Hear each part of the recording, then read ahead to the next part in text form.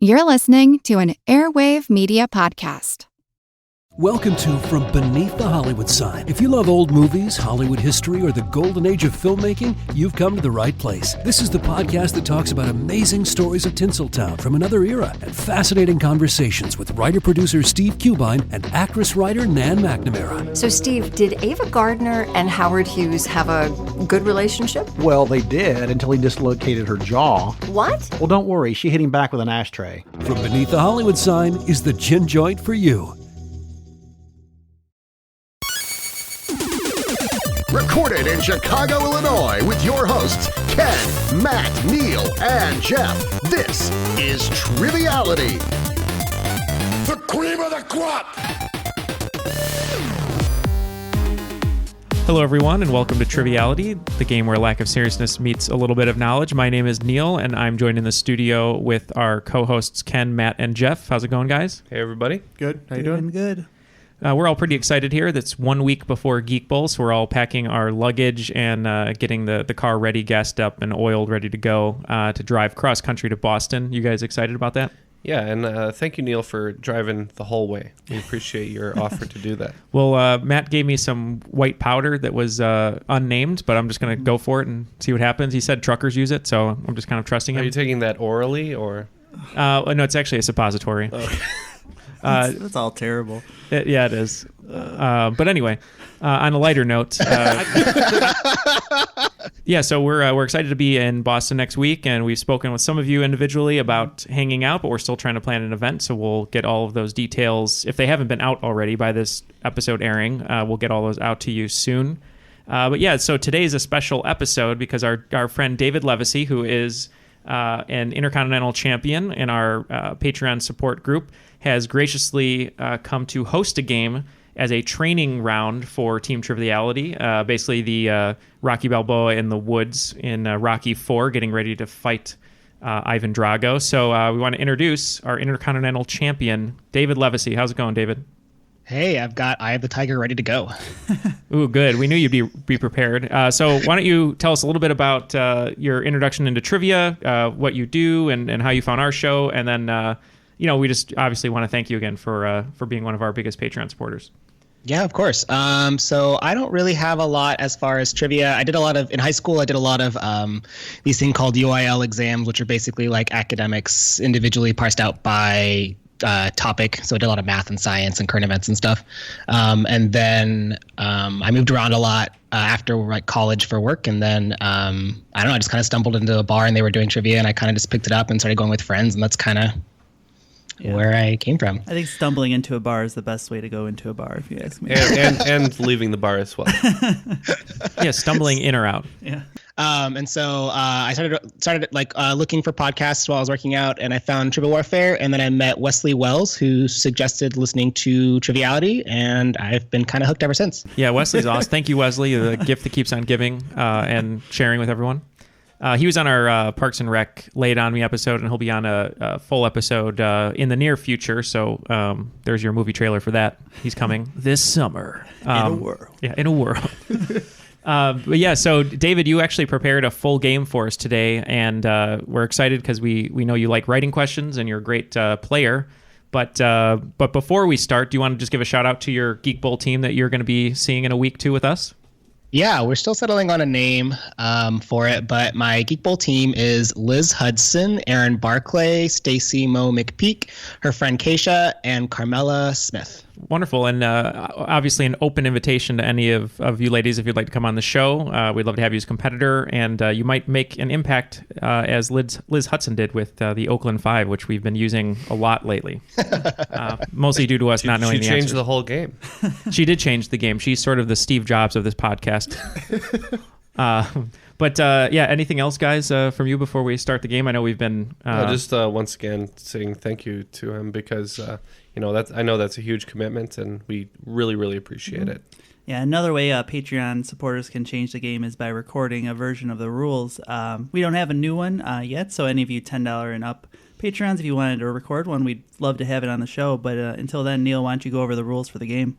Great, and I'm just going to do a quick segue and just give it to Jeff. Jeff, tell us the rules. Sure. Thanks for putting me on the spot. This is going to be nowhere near as good as the ones you guys have been recording, so thanks again for those.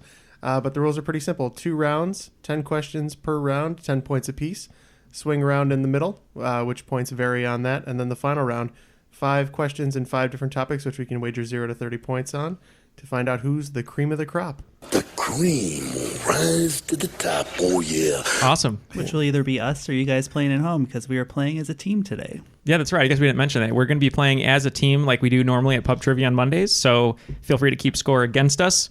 If you beat us, let us know. If you don't beat us, let us know. Either way, it's all in good fun. So in terms of recording today, we're automatically the cream of the crop. I guess that's true. Oh, actually, no. David's the cream of the crop today. Oh, like if he beats us? Yeah. So if we don't get if we don't get over like 200 points, he's the cream of the crop. He's the cream. 200? No matter what. You're setting the bar very He's a high. cream regardless. So Yeah, that's true. That should be on your business card, David, because you travel a lot. It should just be David Livasy, the cream. I'm going to add that there. My dad's in the military, and 1 year he came back. He was doing some kind of like, what's it called? Like escorting, and he escorted Macho Man Randy Savage in like the airport one time. So my dad's got a photo with him and stuff. So when you guys did it, I was like, oh my God, it's serendipitous that y'all use that. And I know who he is. Oh, that's amazing. You gotta, if he doesn't mind, you have to send it to us. We'll put it up as the cover photo for this episode. I'll ask him for it. Yeah, that's awesome. Well, cool. Well, yeah, I think we're ready. So Yep. All right, let's do this. Round 1, question 1 is in video games. Released in 1996, Willy Wombat was the original name for which marsupial video game character? Crash Bandicoot? Is Crash Bandicoot a marsupial? he is a bandicoot. Yeah. Is that a marsupial? I don't know.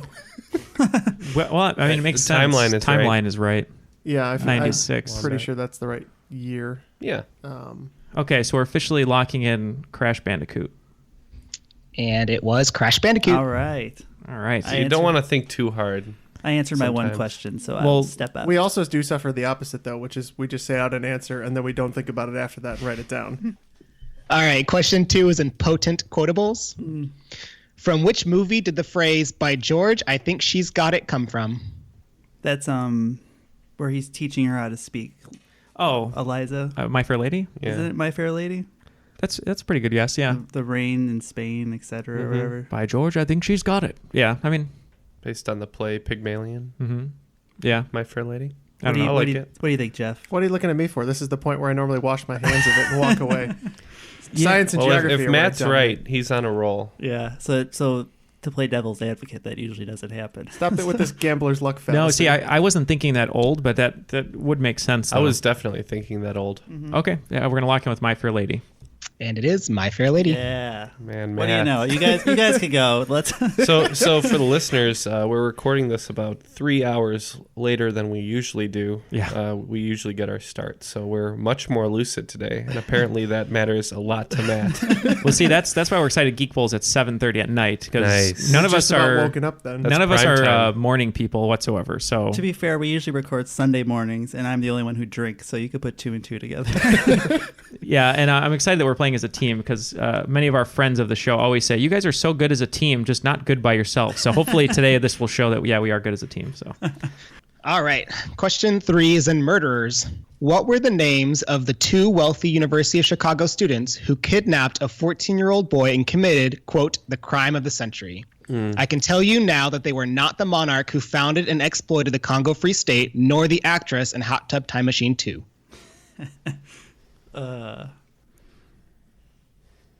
well, it's the Lindenberg case, right? Crime of the century, or no? No, it's a different one. The Lindenberg baby?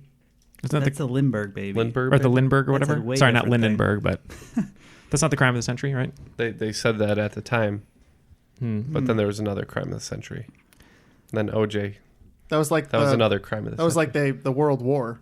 All right. Oops. So, We'll go with the clues first that he said. So Well, Hot you Tub do Time you do Machine Hot 2. Tub Time Machine, and I'll work on Craig Robinson. well, yeah, but Adam actress? Scott replaced John Cusack in that, but I can't remember who the actress because I never saw the second was it one. actor or actress? Actress. So because Adam Scott replaced John Cusack, 'cause he didn't want to do the second one, and then they had a new actress in it. But think of the Monarch, and maybe that'll help. I've heard about the murders that he's talking about. I know I remember there was something in the news about one of the guys recently, I think. Mendez is one Well, of them. Maybe? there are the Menendez brothers. I don't think that would happen. Was that a different one? Yeah, that's different. The Menendez brothers are the ones that shot their family with a shotgun in the house that Ben Stiller made fun of in Cable Guy. Anything on the Monarch? So the Belgians had control of the Congo. So I'm trying to think if I can think of a famous Belgian monarch. Oh, you should go with like Frederick, right? Because that's a pretty Frederick. German. Jones and Frederick? Sure. Jones and Frederick. Yeah, we just couldn't come up with it. Sorry.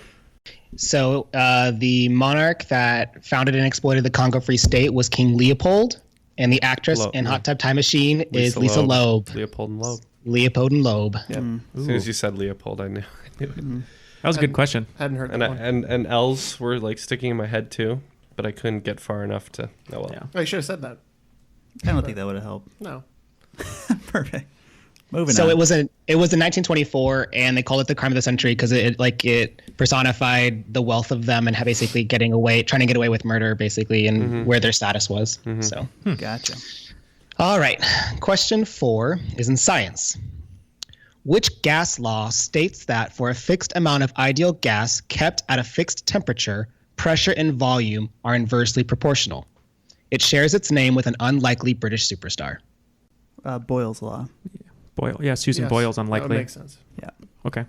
We are in. All right, we're going to lock in with Boyle's Law. And it is Boyle's Law. All right. Pretty good start here. Yeah. Yeah. I thought I really felt bad. I thought I jinxed us by saying that we're a pretty good team, and then we got that next one wrong. But yeah, we're back on the board. Back on the board. All right. Question 5 is in Beautiful Women.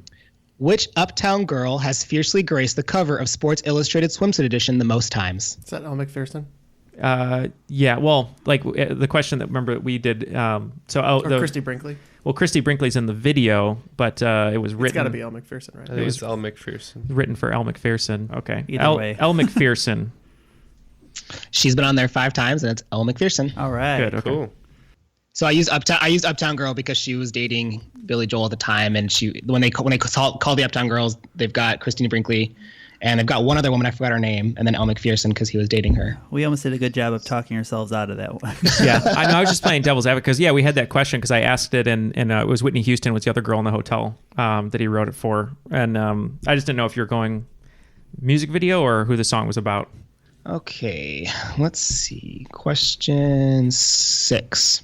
Fun with words. What word has 1 syllable, but when you add 1 letter to the end, it becomes 3 syllables? Oh, wow. So that's obviously changes the pronunciation of the word. Mm-hmm. I know like long monosyllabic words, so I'm thinking through those. I think it'd be something that you would add an E at the end. Wouldn't that be the closest to change the pronunciation? Any ideas, Jeff, or anything you're in the area of? No, I haven't gotten to anything yet. The word crime, right? Mm-hmm. You add an A to the end. Isn't that Crimea, like the place? Is that only 1 letter? Ia at the end. Ia. Okay, so here's my thought. We don't have anything better yet. That's what I've heard. I have the word crime. If you add A to the end, it becomes Crimea, which is 3 syllables.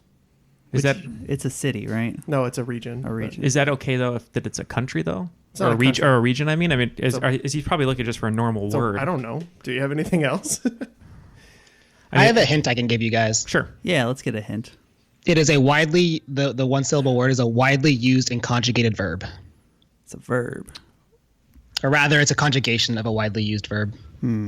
Crime and Crimea. Okay, well that actually works, but the one that I have is R in area.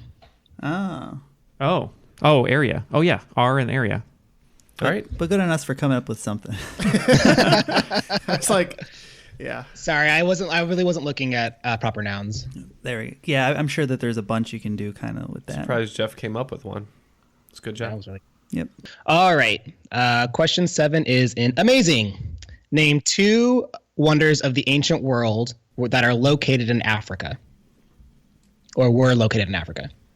Okay, so the Great Pyramids and the Library of Alexandria. Somebody's been playing Civ. Wait. Wasn't the Lighthouse of Alexandria. Yeah. I think they're both. They're both? Yeah. They're both in Africa? Well, the Great Pyramids are for sure. Right. What I are thought the- those were in Mississippi. Sure.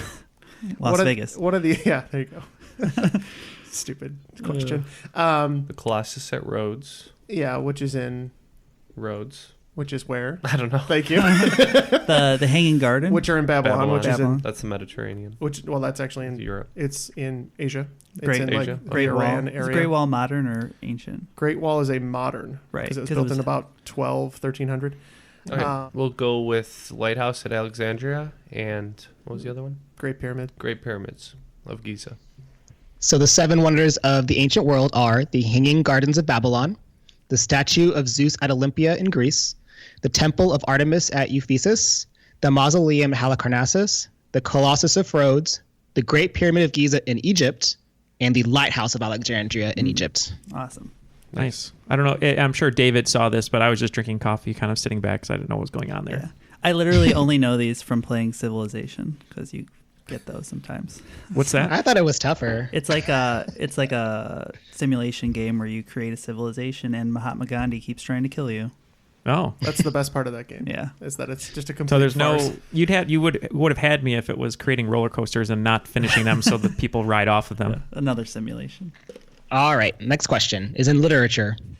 What 1998 book follows the missionary Price family to the Belgian Congo and has interesting take on narration where each character narrates a different chapter?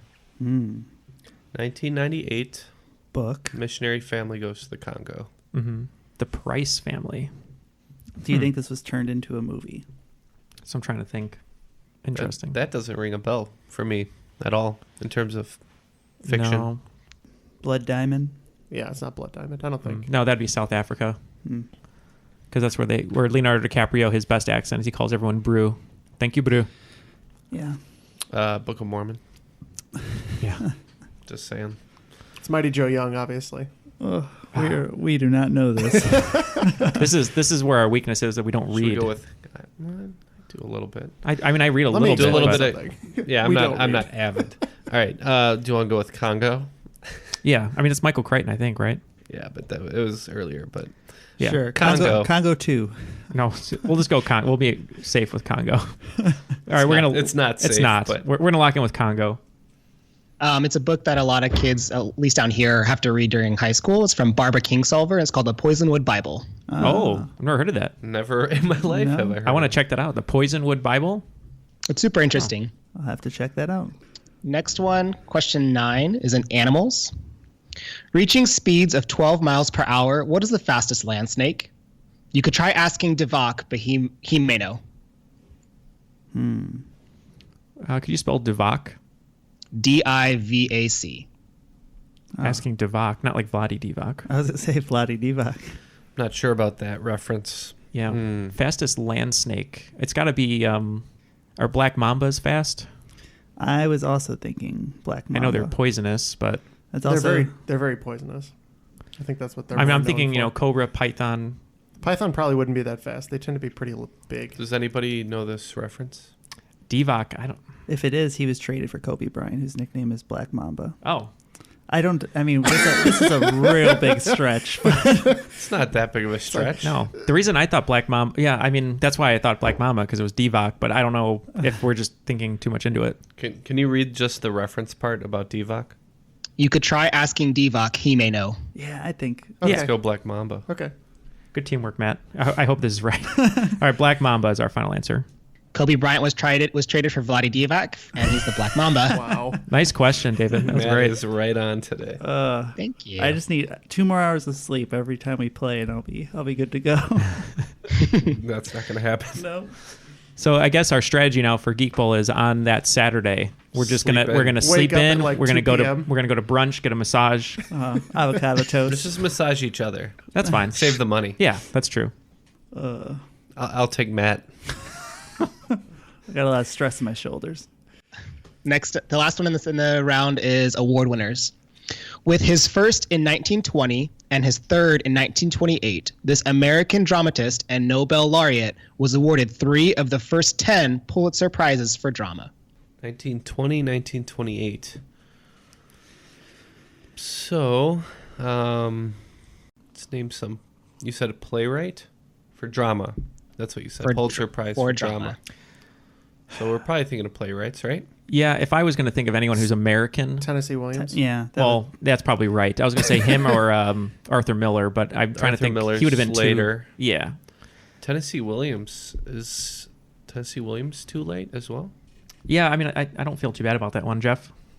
I suggested it, so. Oh, all right. Jeff's in with that. Okay, we're going to go with Tennessee Williams. Not saying it's right, but. In 1920, he won the Pulitzer for drama for Beyond the Horizon. 1922, Anna Christie. 1928, Strange Interlude. And in 1957, he won for A Long Day's Journey into the Night. It's Eugene O'Neill. Yeah, O'Neill. I should have thought of O'Neill. Well, that's not a bad first round. What do we got there? Yeah, no, that's a pretty good round. That's O'Neill. 20, 30, 40, 60 points. Hey, it's not bad. Hanging in there. Yeah, 60%. Yeah. Enough. That's good enough for a D or an F. Okay. Going into the swing round. The title of the swing round is called Ejectables. So I'm going to read you a synopsis of a athlete and or coach who was ejected from a game, and you have to tell me who it is. Yeah, let's do 10 and we'll do 5 points apiece. Sounds good. All right. Cool. All right. Question 1. This hothead coach was ejected and subsequently banned for a game in 1985 for tossing a chair across the court. All right. Even I know that one, I think. Yeah. Bobby Knight, right? Bobby Knight Rangers.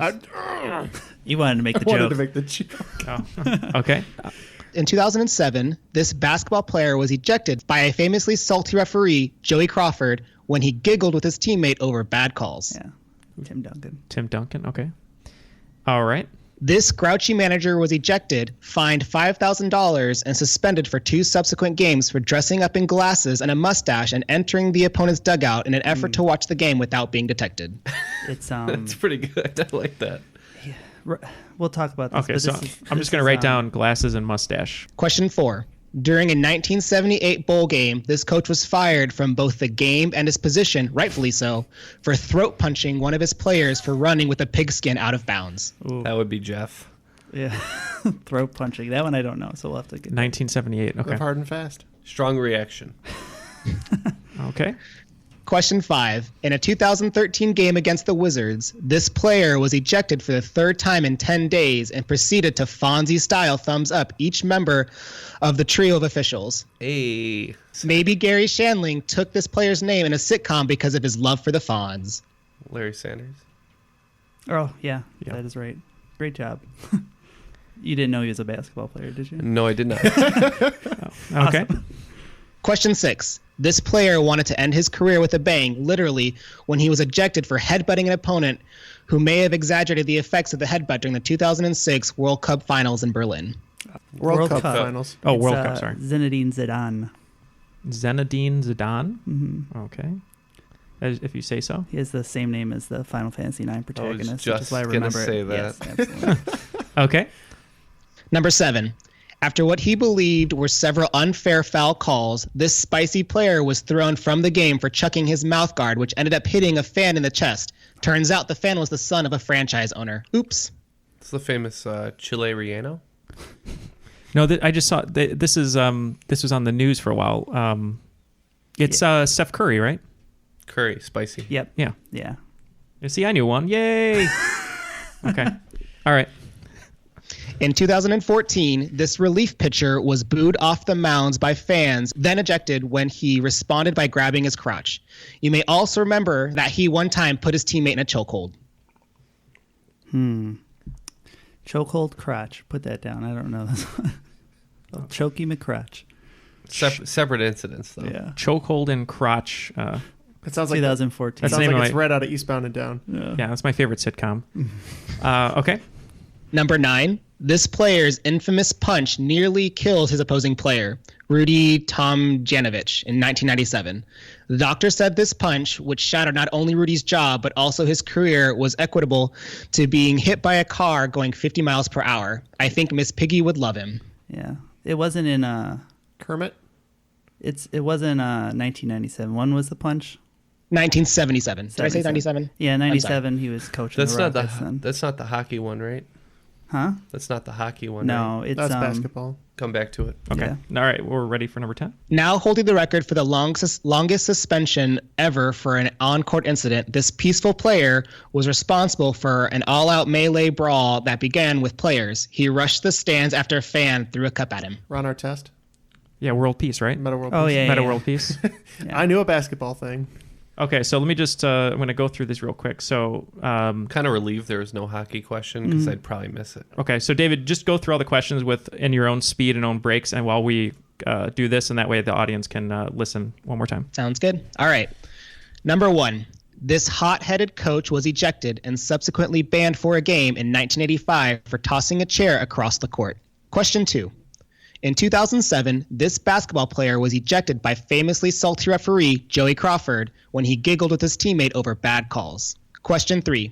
This grouchy manager was ejected, fined $5,000, and suspended for 2 subsequent games for dressing up in glasses and mustache and entering the opponent's dugout in an effort to watch the game without being detected.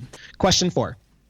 During a 1978 bowl game, this coach was fired from both the game and his position, rightfully so, for throat punching one of the players for running the pigskin out of bounds. Question 5. In a 2013 game against the Wizards, this player was ejected for the 3rd time in 10 days and proceeded to Fonzie-style thumbs up each member of the trio of officials. Maybe Gary Shandling took this player's name in a sitcom because of his love for the Fonz. Question 6. This player wanted to end his career with a bang, literally, when he was ejected for headbutting an opponent who may have exaggerated the effects of the headbutt during the 2006 World Cup Finals in Berlin. Question 7. After what he believed were several unfair foul calls, this spicy player was thrown from the game for chucking his mouthguard, which ended up hitting a fan in the chest. Turns out the fan was the son of a franchise owner. Oops. Question 8. In 2014, this relief pitcher was booed off the mound by fans, then ejected when he responded by grabbing his crotch. You may also remember that he one time put his teammate in a chokehold. Question 9. This player's infamous punch nearly killed the opposing player, Rudy Tomjanovich, in 1977. The doctor said the punch, which shattered not only Rudy's jaw but also his career, was equitable to being hit by a car going 50 miles per hour. I think Miss Piggy would really love him. Question 10. Now holding the record for the longest suspension ever for an on-court incident, this peaceful player was responsible for an all-out melee brawl that began with the players. He rushed the stands after a fan threw a cup at him. All right. So I think we're locked in with all of them, right? I think so. Yeah. Okay. We're locked in with all our answers. All right. Number 1. So who threw the chair? We went with Bobby Knight. And it was Bobby Knight. All right. All right. Number 2. Who's the infamous giggler? Yeah, it was a great moment. He's just kind of laughing on the bench. He tees him up, and then he looks around confused, and then he throws him out of the game. It's Tim Duncan. It is Tim Duncan. Number 3. Who dressed up like Groucho Marx? This was a tough one. I had a hard time remembering, but I'm pretty sure it was Mets manager Bobby Valentine. It was Bobby Valentine. That's a great one. I want to find video. You of should that. watch the video. He's just kind of sitting nonchalantly in the dugout with the glasses on. It's great. All right, number 4. Who's the throat punching coach? We had pretty much no idea here. We just went with a longtime college coach and said Bear Bryant. It was Woody Hayes. Woody Hayes. Sorry to Bear Bryant for the accusation. All right. Who did Gary Shandling play in a sitcom? Larry Sanders. It's Larry Sanders. All right. Who is the 2006 World Cup ejected player? Zinedine Zidane. God bless you. And it's Zinedine Zidane. All right. 7. Who was the spicy player that hit a franchise son? That would be Steph Curry. Steph Curry. Who is the crotch grabbing chokehold relief pitcher? This one we had a hard time with, so we went with a known hothead. A known hothead, Aroldis Chapman. It's Jonathan Papelbon. Oh, Jonathan Papelbon. Ooh, never heard of him. Red Sox closer. Oh. Makes sense. All right. Who had the infamous punch? So I got Kermit from the Clue, and then I was racking my brain forever trying to come up with the last name, and I believe it's Kermit Washington. It is Kermit Washington. Yeah. Number 10. Who was the peaceful player? The artist formerly known as Ron Artest, Meta World Peace. and it's Ron Artest. That was a great round, especially for Matt helping us here. So that's good for 8. So 40 points, right? 40 points. Yeah. Nice. At 100 after the swing round. So to the listeners, 5 points apiece for those. Yeah. So we're right on track to hopefully get 200, like we said, so that David will not be the cream of the crop today. So we're halfway there. All right. Round 2, question 1 is in math. What is the smallest positive integer, which is neither a prime nor square number, and the only number that is the sum of the product of 3 consecutive positive numbers? All right. We're going to need that again in pieces. 6. Oh, yeah. Yeah. So Because 1 times 2 times 3 is 6. And 1 plus 2 plus 3 is 6. And 6 it's is not in a square. Not a prime. Because squares run 2, 4, 8. 6. Ken's done with this question. We say 6. All right. It was 6. All right. Math. All right. Question 2 is in food. Not to be confused with the mammal, what is the common name for the dolphin fish? Shelley Darlington wasn't very hungry, so she only ordered 1. That's mahi. Oh, that's right. Yeah, I only was that Anna Faris who said that? Yeah, it's from the House Bunny or something. Yeah, they changed the name because people didn't like the thought of eating dolphin, right? Yeah, I think it's Anna Faris. She goes, I want mahi, but I only want 1, I think, or something like that. But yeah, mahi. Just a mahi.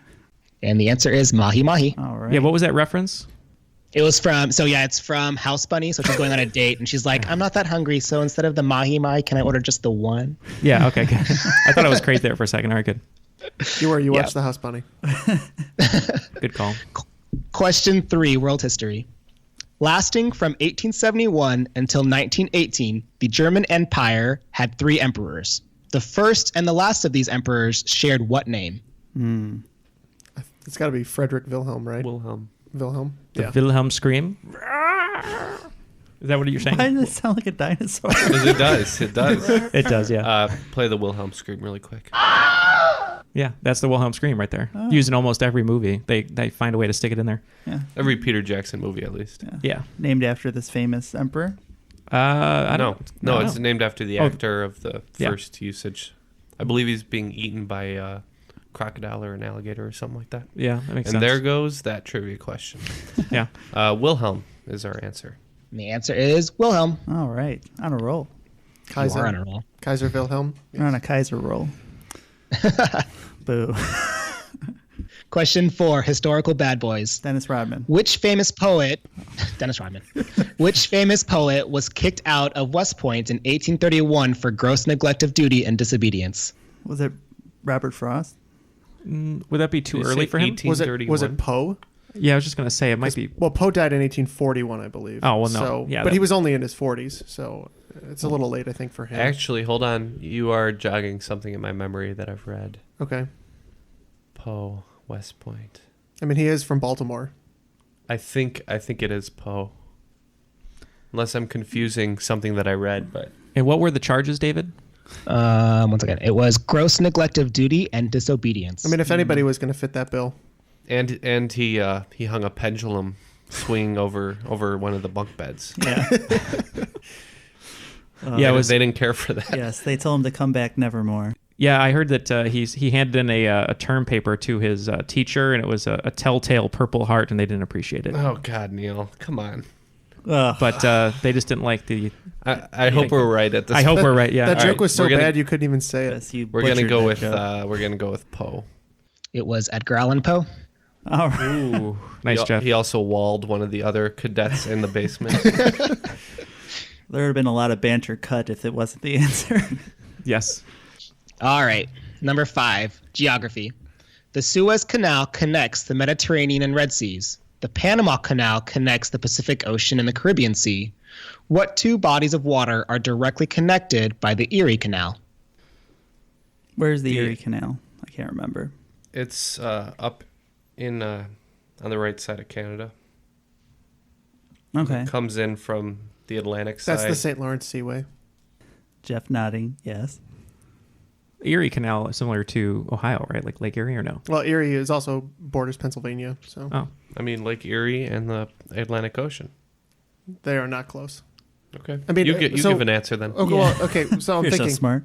Okay, so It's got to be. I don't know where it is. It's if it's on Lake Erie. Well, what you were talking about was the St. Lawrence Seaway. Okay. So, if it's on Lake Erie, it's connected to Lake Ontario via the falls. But they could have dug a canal the other way so that they could actually go up the falls. Mm-hmm. That's all I'm thinking is like Lake Ontario to Lake Erie. And I can't remember if Erie connects with Huron near Detroit, but I guess my guess would probably be Ontario. Ontario Lake and Erie? Ontario and Lake Erie. Okay, we trust Jeff. That is better than any answer. Do you need to I get the have. question one more time or no? No. Okay. No. All right. What you say the answer? Then I'm not sure what you were saying. Lake Ontario and Lake Erie. It connects Lake Erie with the Hudson River. With the Hudson River. Okay. Super close, though. Yeah. Eh. Our Canadian geography isn't the best. My river knowledge is not great. Yeah. All right. Question 6. Famous nicknames. The Venezuelan-born Cold War terrorist Elich Ramirez Sanchez was known by what canine nickname? All right. So we got Cold War, we got canine nickname, and Venezuelan. Yeah, We dog, got wolf, bloodhound. mutt, dog, bulldog, What about like bloodhound? bloodhound. He's known to hunt people down or something. I'm not familiar with this person. Yeah. Do you know any Cold War terrorists? McCarthy. Yeah, there you go. Mm-hmm. Nailed it. We're gonna go with bloodhound.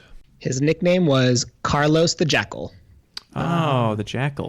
Jackal. Bruce Willis. Jackal. Call me the Jackal. All right. Question 7, sports. What began for the first time in January 25th, 1924 in Chamonix, France? 1924. Is that the Winter Olympics? So the first Summer Olympics, obviously, Were 1896, yeah. So that would be 1904, 08, 12, 16, 20, 24. That's an Olympic year. They did them in the Olympic years until And I think 88 was the first And break. I think summer was France that year, and then that would make sense that they'd have in the same I feel like Winter France also Games. held the first Winter Olympics. First Winter Olympics. That's what you want to go with? Lock it in. Okay. All right. It is the Winter Olympics. All right. Nice. Good call, Jeff. Yeah, for you listeners, normally our pub trivia, we only get 60 seconds to answer. So normally when we play together on any type of trivia, we don't really go past 60 seconds because we just out-talk ourselves. So it's all gut. All gut in the studio. Yeah, we got places to go, things to do. Yeah. Keep it moving. Do you have things to do? I don't have things. Theoretically, we have things to do. Matt has to drink enough for the entire team, so he's got things to do. All right. Question 8 is an awards. Who became the first man to win a Tony Award for Best Performance by a leading actor in a musical for portraying a female character? The guy- Hairspray? I was going to say Hairspray, but who? Neil? That'd be Harvey Fierstein. No, Harvey. Yeah. Okay. Harvey Fierstein. He talks like this. Oh my God. I know. Hello, everyone. He was great in Mrs. Doubtfire. Yeah. Look at your hair. It's beautiful. He sings Matchmaker, right? Mm-hmm. Matt, in what? Oh, yeah. In Mrs. Doubtfire. Yeah. Let's go with it, Neil. Okay. Harvey Fierstein. In 2003, he played Edna Turnblad. It's Harvey Fierstein. Good. Okay. Good. Glad I didn't overthink it. All right. 9 is in games. Which popular Milton Bradley game was invented in 1954 and named after the transportation on which the wealthy inventors played the game with their friends before they sold the game to E.S. Lowe Company, who brought it to the masses? Shoots and ladders. No, that was a much older game. They could have played it on Shoots and Ladders. Right, that's what I'm saying. Well, let's just... I'm just joking. Sorry, Yahtzee. I know these aren't board games. I'm just... Game of Life. They played it on something, right? On a mode of transportation. Why wouldn't Yahtzee be it if they're playing on a yacht? Oh. Oh. Does that make sense? Yeah, totally. Okay. Is that... We're going with Yahtzee. Yahtzee. They played them on yachts. It's Yahtzee. Nothing says wealthy. I was more always than on a wondering yacht. where that name came from. See, sometimes I feel dumb, but I just try to give you guys little blips of... Kernels. Little kernels, and then you guys make the popcorn. Pop them. Yeah. You pop them, and I eat them, and then David enjoys it with us. That's what I'm doing. These are a lot easier than I thought they were. Neal lays an egg and we incubate it. Well, it's so when you say that, so the level of questions is difficult if we're not playing as a team. Yeah. Yeah. I think alone we each probably would have like 3 or 4 per round. Probably. Yeah. If I was scoring myself, I'd probably be about 3 on the first round, and I think 3 or 4 on this round. Yeah. So it would curve much lower. Okay, good. So. That's better then. No, these are very well written questions. So, and I would have got 2 right on the swing round. So I would have gotten 2 right on the swing round. Yeah. All right, question 10 in round 2. Last question. It's in current events. Orrin Hatch holds the record for longest serving Republican senator. Just announced that he would not seek re-election. Which state did he represent during his term? Utah. He began in 1977. It's Utah. All right. Pretty good. Cool. So after 2 awesome rounds written by David and the swing round that Matt cleaned up, Team Triviality has 180 points going into the final round. And for anyone who doesn't know the final round rules, as Jeff said in the beginning, it's going to be 5 questions in a variety of categories. David is going to give us each category and allow us to wager 0 to 30 of the points that we've accumulated. So we can basically wager almost all of them, I think, right? Math-wise? Yeah. We can wager up to 150. On 150, yeah. Which we will. Yeah. That one team that listens to our podcast as a group. Mm-hmm. I can't wait to see, I can't wait to see how they score against us on this one. Oh yeah, you guys should play it together. They'll probably beat us. Yeah, I'm sure they would. All right, so I'm not going to be very helpful on these category titles, but I had fun writing them. So, all right, the first question: current singles in your area. Oh. The second one, All in the Family. The third one, Domo Arigato. Mm-hmm. Number 4, not the Nobel Prize. Number 5, Wasting Away Again in Magritteville. What do you know about Renee Magritte? Not much. I know a little bit. Who's that? He's an artist. I don't know much. So All in the Family is definitely an incest question, right? We're agreeing on that. Yeah. Maybe it's about that X-Files episode where they were all that got banned. The first episode that was banned. No, it could be about the classic television show. All right. So before we do that, why don't we? So really, we're playing against the Sinister Six here, right? Yeah. That's what we're. Yeah. So what do you want to wager? Well, we're not wagering against anybody else specifically, so it's a little. It's more like, what do you bizarre. think we know? Yeah. All right. Yeah, our wagers are locked in. All right, so for the first question of the final, the topic is current singles in your area.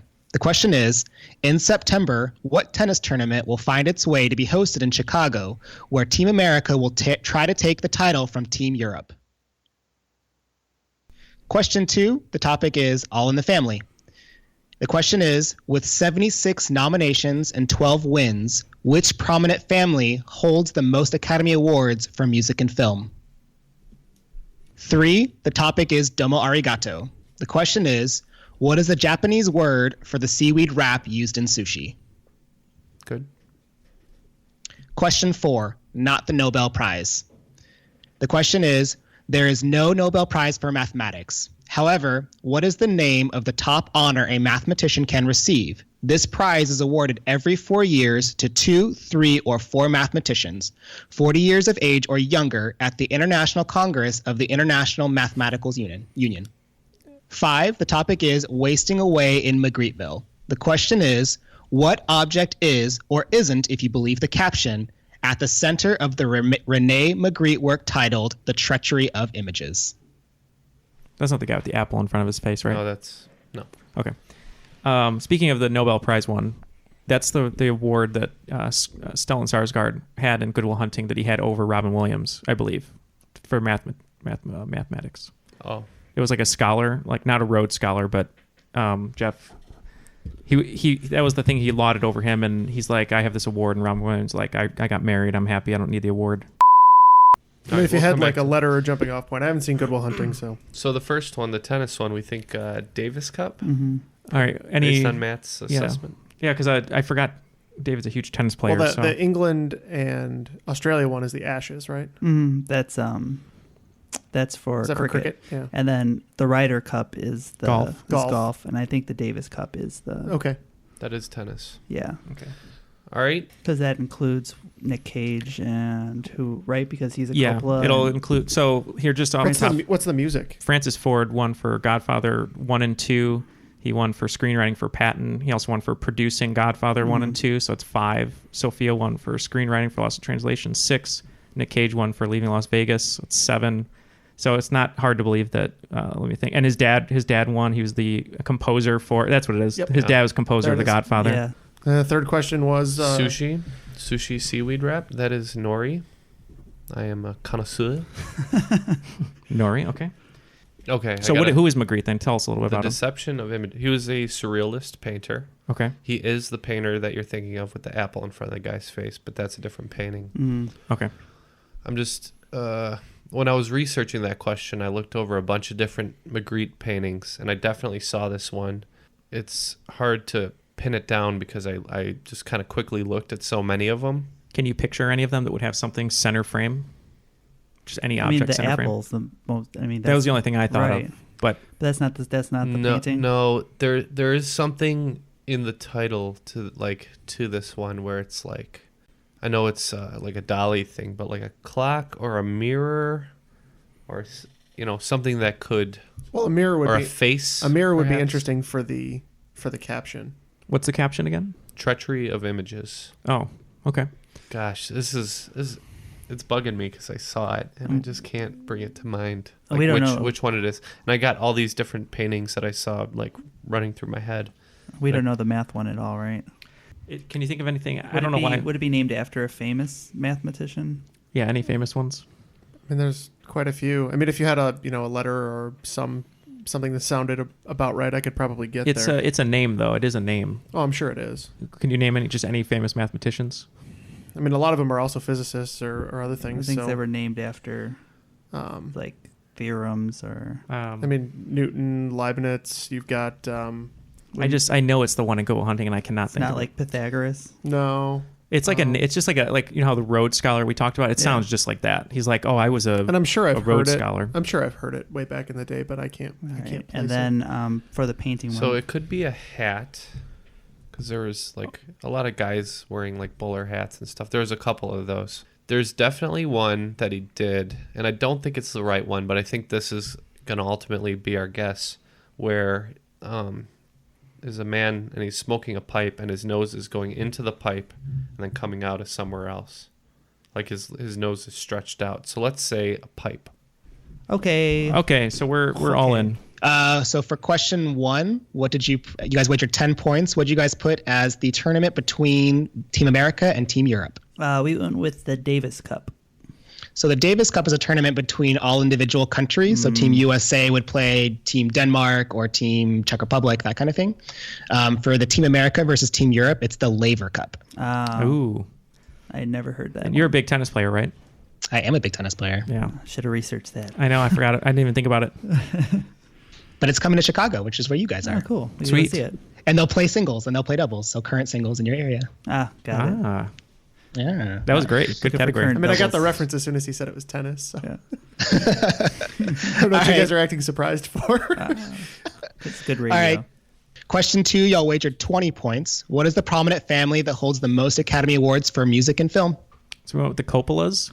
So the Coppolas have won 12 and been nominated for 29. Oh. The family that's won 12 and nominated for 76 was the Newman family. Yeah, I should have known that. It comprises Alfred Newman, who's won 9, Randy Newman, who's won 2, and Lionel Newman, who's won 1. Ouch. That one hurt. All right, question 3, domo arigato. You wagered 20. What did you guys put for the Japanese word for seaweed wrap? We went with nori. And the answer is nori. Okay. So at least we cancel out the last one. Yeah, I eat so much sushi. It would be sad if I didn't know that one. It's one of those things that sometimes you just don't recognize that it's there. Like you've seen it a bunch of times, but you don't. Not everybody registers, I think. All right, question 4. Not the Nobel Prize. Y'all wagered the Oakland 5. What did y'all put as the non-Nobel Prize for mathematics? We're kind of racking our brains. Neal's pretty sure it's mentioned in Good Will Hunting, which did nothing for me, unfortunately, because I have not seen that movie. But so we just settled on the MacArthur. So earlier this year, Mariam Mirzakhani made the news because she was an Iranian mathematician who had won this award, and she just died. It's the Fields Medal. That's right. That is the Fields Medal, yeah, because he gives it. He goes, I don't want my Fields Medal anymore. You take it.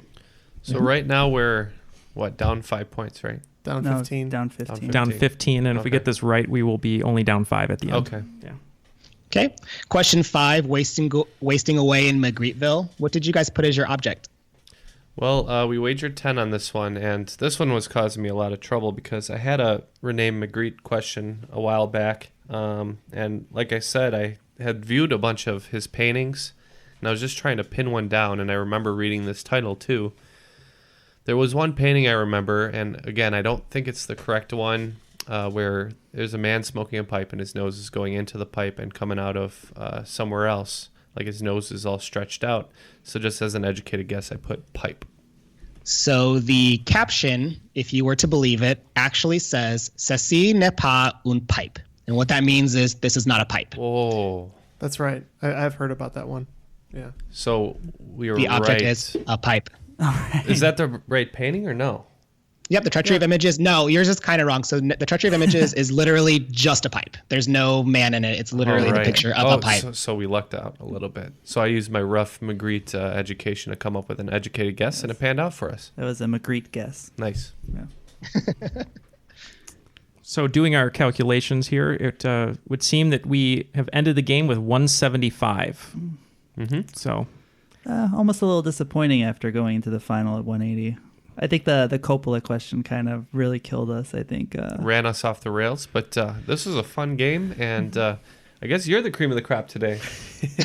Yeah, David Livasy, cream of the crop. You know that I'm the cream of the crop. I tried handing you guys the whole game. Yeah, thanks so much for having me on, guys. Yeah, anytime. You're always welcome. And if you want to join David in our Patreon support group, he's at the Intercontinental level, but you can join us at the NXT Champion, Cruiserweight, United States Champion, or David's Intercontinental Champion level. Make sure to go to patreon.com/Triviality Podcast. Matt, if people want to send in listener-submitted questions, how can they do that? Yeah, just hit us up at the email trivialitypodcast@gmail.com. Any questions, listener questions, just put question 5 in the subject line, and if you'd want a specific host to read it, put that in there too, and we'd love to have the questions on the show. You can follow us on Facebook and Twitter, Triviality Pod. Cool. Well, yeah, so big thank you to David Livasy for writing that awesome game. We're going to be trying to do some more things like that coming up in the future where we play as a team or maybe have someone else in studio to let some of our great listeners who are wonderful question writers in their own right pull a game together for us. So thank you, David. And that was Triviality. You know, that condescending, embarrassed look. You think I'm a failure. I know who I am, and I'm proud of what I do. It was a conscious choice. I didn't up. And you and your cronies think I'm some sort of pity case. You and your kiss chorus following you around going, the Fields Medal. Why are you still so afraid of failure? It's about my medal, is it? Oh, God, I can go home and get it for you. You can have it. Oh, please don't. You know what, Jerry? Shove the medal up your all right? Because I don't give a about your medal, because I knew you before you were a mathematical god.